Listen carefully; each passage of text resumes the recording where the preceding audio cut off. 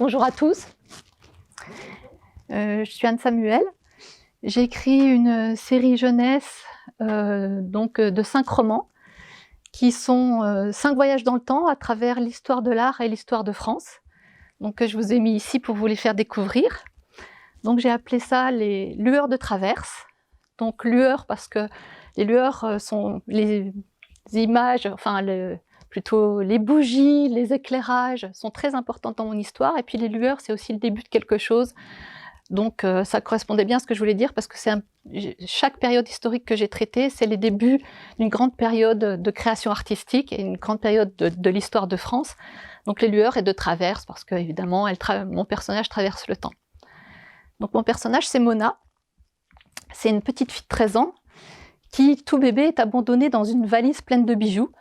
Et en fait, la nuit de son anniversaire, qu'elle fête dans le musée de son père adoptif, elle découvre une enluminure sur laquelle est représenté un des bijoux de sa valise, une broche. Donc elle est extrêmement surprise, elle va chercher ce bijou, donc cette broche, pour le comparer avec celui de l'enluminure, et là, elle est projetée dans le Bordeaux du XIIe siècle. Et à partir de là, donc c'est une quête d'identité, bien sûr. Elle va essayer de comprendre pourquoi ça lui arrive, qui elle est, bien entendu, et comment ça lui arrive. Donc, en 5 tomes, en 5 périodes. 5 périodes qui donc, sont importantes pour l'histoire de France et l'histoire de l'art. Donc, le premier, donc, le Moyen-Âge, c'est le XIIe siècle à Bordeaux. La deuxième période, c'est la Renaissance. La troisième période, c'est la Révolution française, pardon. Quatrième période, le tout début du XXe siècle. Et la cinquième période, c'est la Seconde Guerre mondiale. En fait, je suis auteure jeunesse depuis 10 ans seulement. Avant ça, j'étais dans les musées de la ville de Paris. J'étais médiateur culturel pour les musées. Et en fait, en arrivant à Bordeaux, je n'ai pas du tout retrouvé un travail dans les musées. J'ai travaillé dans une entreprise. Et en fait, le monde des musées, l'histoire de l'art, le beau, tout simplement, m'a tellement manqué que j'ai eu envie d'écrire cette histoire pour aussi faire découvrir l'histoire de l'art et l'histoire aux enfants, parce que c'est des choses auxquelles je tiens beaucoup, qui sont très importantes dans ma vie. Donc voilà les lueurs de traverse, donc 5 périodes qui traversent aussi l'histoire du livre et celle de l'illustration. Et c'est à partir de cette histoire du livre que j'ai créé 5 ateliers. Alors, qu'on peut faire donc en cycle de 5 ateliers, je peux le faire aussi, je peux faire seulement un atelier ou 2 ou 3. En tout cas, pour le moment, il est conçu en 5, pour les enfants à partir de 9 ans, comme pour mes livres d'ailleurs. Et donc, j'ai décliné ça de telle façon à ce qu'il y ait à la fois de l'histoire, mais aussi des ateliers d'écriture et des ateliers d'art graphique. Le premier atelier, c'est un atelier sur les origines du livre et c'est un atelier de calligraphie médiévale. Alors grâce à un fichier image, je retrace l'histoire du livre pour les enfants, donc à partir du premier caillou gravé jusqu'à l'invention de l'imprimerie. Et donc je leur explique qu'évidemment les hommes ont utilisé les ressources de la nature pour créer les papyrus, les parchemins puis le papier, pour évidemment faire leurs encres avec de la pierre polie, des végétaux. Et puis je leur parle évidemment donc, du livre au Moyen-Âge et du travail des moines copistes qui recopiaient inlassablement donc, le même livre, ce qui pouvait leur prendre une année ou plus, puisqu'il n'y avait pas d'imprimerie. Alors ça, les enfants, ils sont absolument sidérés de ça, parce qu'ils n'en ont souvent pas du tout l'idée, et ils sont encore plus sidérés quand je leur dis qu'en France, on a écrit à la plume trempée dans de l'encre jusqu'en les années 60 et 70. Alors là, ils sont complètement sidérés. Je leur dis que très souvent, la plupart de leurs grands-parents, ont écrit à l'école primaire, ont fait leurs devoirs avec une plume trempée dans l'encre. Et ça, c'est vraiment très surprenant pour eux. C'est vraiment une grande découverte. Et donc, après toute cette présentation donc, de l'histoire du livre et de l'écriture, je leur distribue donc de l'encre, un porte-plume, une plume biseautée, puisque c'est la plume biseautée, c'est celle qu'on utilisait pour écrire en gothique, et du papier canson. Et là, j'avais pas vu. Et donc là, je leur distribue aussi une matrice pour savoir à quoi ressemblait l'écriture gothique. Alors il y a eu plein d'écritures gothiques. J'ai essayé de choisir la plus simple pour eux, et celle qui correspondait aussi à la première période de mon livre, le XIIe siècle. Donc voilà, qu'on appelle la rotunda. Donc je leur distribue cette matrice, on fait des essais évidemment sur brouillon, et après eh bien, je leur propose un petit atelier d'écriture. Donc simplement, voilà, je leur pose quelques questions, très simples, et ils doivent me répondre donc, en écriture gothique avec une plume biseautée. Donc voilà, il y a quelques images pour vous montrer ce que ça peut donner. Donc l'encre, elle est lavable à l'eau, hein, je rassure tout le monde, parce qu'ils peuvent s'en mettre pas mal, mais voilà, donc c'est lavable à l'eau. Et donc voilà quelques images que j'ai prises de leurs travaux donc, pour ce premier atelier sur la calligraphie médiévale. Donc le deuxième atelier que je propose, toujours donc, en continuation de cette histoire du livre, c'est un atelier sur le vieux français. Donc je leur explique, et pour eux aussi c'est une grande découverte, que le français moderne, évidemment, donc est moderne et très actuel. Alors ça, ce sera pour plus tard, mais c'est pas grave, on va s'arrêter là. Et donc ça, c'est un atelier vraiment d'écriture, mais au départ, je leur fais écouter du vieux français du XVe siècle. Je leur explique que la langue française a beaucoup évolué, qu'au tout début, c'était un mélange de patois, donc les langues régionales, et qu'on a parlé de ces langues régionales jusqu'à très tard, au-delà du XVe, XVIe et parfois XVIIe siècle. Et donc je leur fais écouter cette toute petite fable en vieux français, et je leur demande de reconnaître des mots en français. Il y en a très peu qu'on peut reconnaître. Et à partir de cette écoute et de cette reconnaissance, je leur distribue un lexique de mots anciens.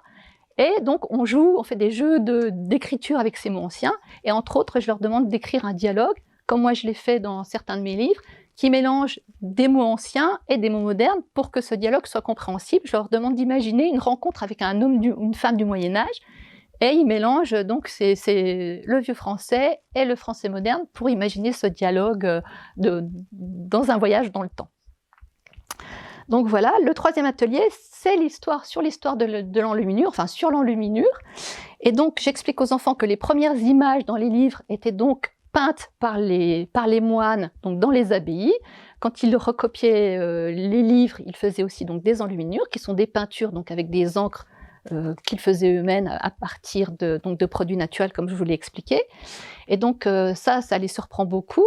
Et comme ces peintures sont souvent faites aussi avec de l'or, parfois de l'argent, donc pour eux c'est une très belle découverte. Et je leur explique que donc, ces enluminures ont duré en fait 10 siècles. C'est 10 siècles d'histoire, d'images, du 5e au 15e siècle. Ça n'était que des enluminures dans les livres, les images. Et donc pour eux c'est très surprenant.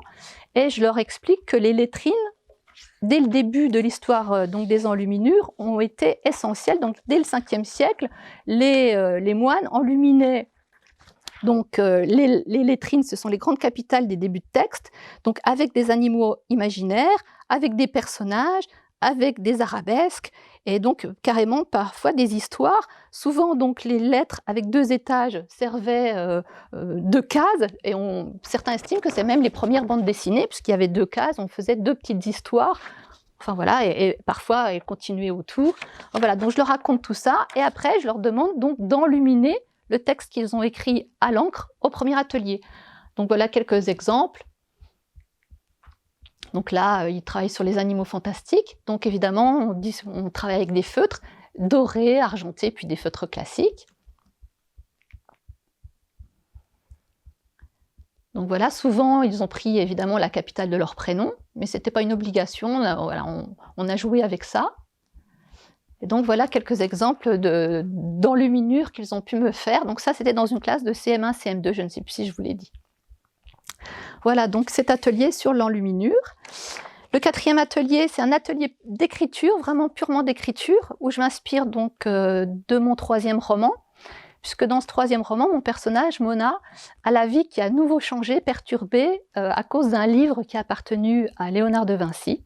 Donc je leur lis cet extrait, et je leur demande d'imaginer des personnages dont la vie est changée à cause ou grâce à un livre. Donc là, évidemment, je les aide dans la création de leurs personnages, je leur explique comment on crée des personnages, etc. Donc c'est vraiment un atelier purement d'écriture, celui-ci. Et donc ça donne des choses souvent très surprenantes, et je le disais tout à l'heure, très souvent ils ont imaginé plus que des histoires dans le passé, des histoires dans le futur. Et donc voilà, c'est aussi, voilà, dans le voyage dans le temps, on peut aussi travailler dans sur l'anticipation. Et j'ai proposé un dernier atelier alors là, sur toujours l'histoire de l'illustration, une illustration un peu particulière, qui est celle de la caricature. Donc voilà, je reprends l'histoire de la caricature qui a vraiment démarré pendant la Révolution française. Donc les illustrations après les enluminures, c'était des estampes, donc des gravures sur le bois ou sur le métal, et ensuite donc ces gravures pouvaient être des caricatures, ce qui était le cas souvent au XVIIIe siècle, parce qu'évidemment les idées de la Révolution française ont fait que les illustrations étaient souvent très satiriques. Alors on caricaturait évidemment la noblesse, les rois, les reines, et puis le clergé. Puis au XIXe siècle, on a beaucoup caricaturé le roi Louis-Philippe, et en fait, on travaille avec les enfants sur cette caricature en particulier, les poires, qui est on estime que c'est la caricature la plus connue au monde. Et donc, cette caricature, elle a été beaucoup copiée, encore aujourd'hui. Voilà, je leur montre celle-ci, par exemple. Donc, il y a une grande mode de caricaturer des hommes politiques en fruits, en légumes. Et donc, je leur demande d'imaginer, alors pour qu'il n'y ait pas de polémique, je leur demande de prendre des acteurs, des actrices ou même des youtubeurs s'ils le veulent, et de les caricaturer, donc de grossir leurs traits en poires, en pommes, en légumes, en fruits, en ce qu'ils veulent. Et donc voilà quelques exemples. Alors là, il avait choisi, ce petit garçon, il avait choisi Gérard Depardieu. Donc voilà sa caricature de Gérard Depardieu. Voilà, et puis j'ai fait une photo d'ensemble pour vous montrer ce que ça peut donner. Voilà. Donc, merci, très bien. Tout ça pour